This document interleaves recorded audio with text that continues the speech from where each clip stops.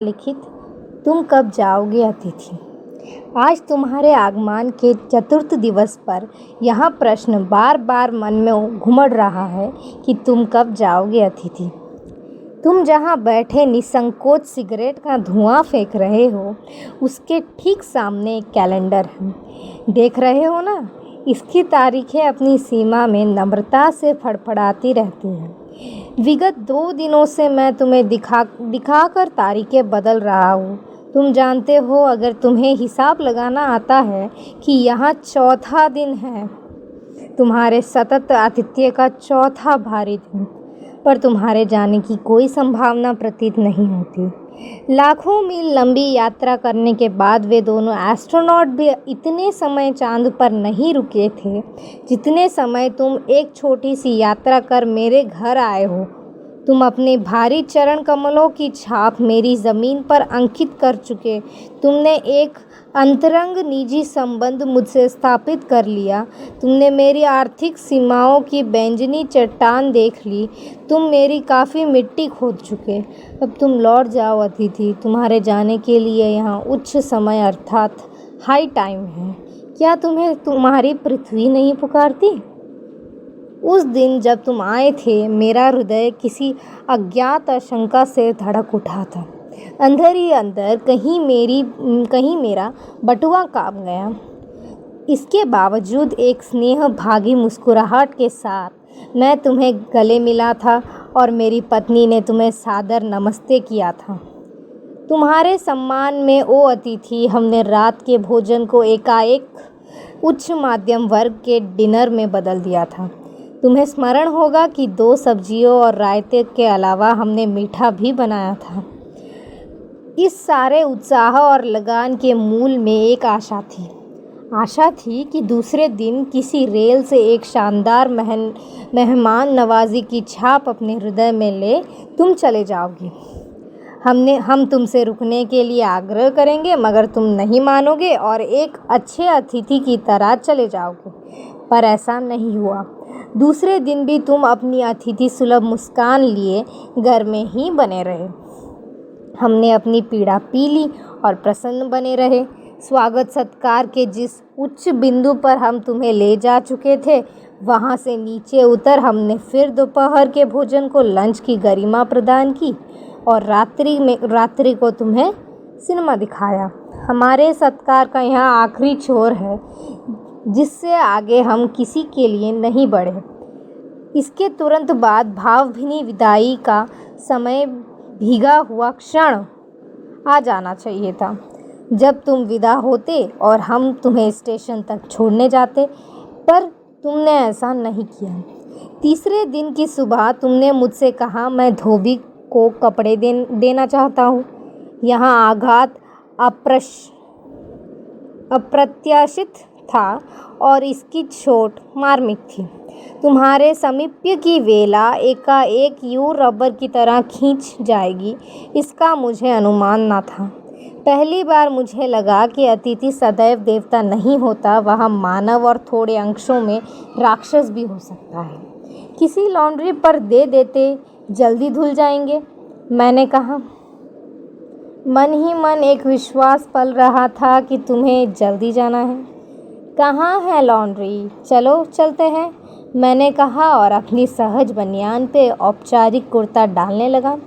कहाँ जा रहे हैं? पत्नी ने पूछा। इनके कपड़े लॉन्ड्री पर देने हैं, मैंने कहा। मेरी पत्नी की आंखें एकाएक बड़ी बड़ी हो गई। आज से कुछ बरस पूर्व इनकी ऐसी आंखें देख मैंने अपने अकेलेपन की यात्रा समाप्त कर बिस्तर खोल दिया था। पर अब जब वे ही आंखें बड़ी होती है तो मन छोटा होने लगता है। वे इस आशंका और भय से बड़ी हुई थी कि अतिथि अधिक दिनों तक ठहरेगा, और आशंका निर्मूल नहीं थी। अतिथि, तुम जा नहीं रहे। लॉन्ड्री पर दिए कपड़े धुल कर आ गए और तुम यहीं हो। तुम्हारे भरकम शरीर से सिलवटे पड़ी चादर बदली जा चुकी है और तुम यही हो। तुम्हें देखकर फूट पड़ने वाली मुस्कुराहट धीरे धीरे फीकी पड़कर अब लुप्त हो गई है।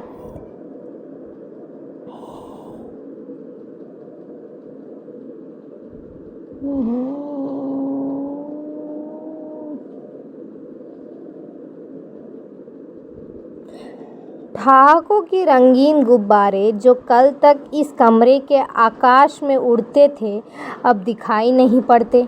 बातचीत की उछलती हुई गेंद चर्चा के क्षेत्र के सभी कोनों से टप्पे खाकर फिर सेंटर में आकर चुप पड़ी है। अब इसे ना तुम हिला रहे हो ना मैं। कल से मैं उपन्यास पढ़ रहा हूँ और तुम फिल्मी पत्रिका के पन्ने पलटा रहे हो। शब्दों का लेन देन मिट गया और चर्चा के विषय चुक गए। परिवार, बच्चे, नौकरी, फिल्म, राजनीति, रिश्तेदारी, तबादले, पुराने दोस्त, परिवार नियोजन, महंगाई, साहित्य और यहाँ तक कि आंख मार मार कर हमने पुरानी प्रेमिकाओं का भी जिक्र कर लिया। और अब एक चुप्पी है। सौहार्द अब सैन्य बोरियत में रूपांतरित हो रहा है। भावनाएं गालियों का स्वरूप ग्रहण कर रही है, पर तुम जा नहीं रहे।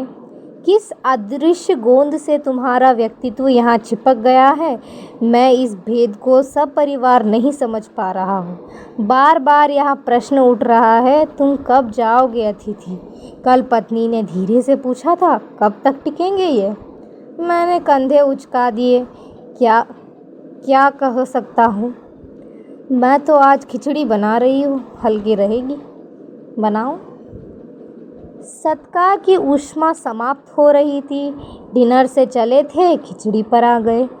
अब भी अगर तुम अपने बिस्तर को गोलाकार रूप नहीं प्रदान करते तो हमें उपवास तक जाना होगा।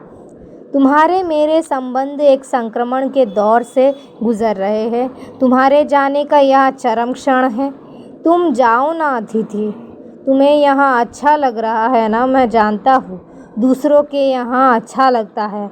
अगर बस चलता तो सभी लोग दूसरों के यहाँ रहते, पर ऐसा नहीं हो सकता। अपने घर की महत्ता के गीत इसी कारण गाए गए हैं।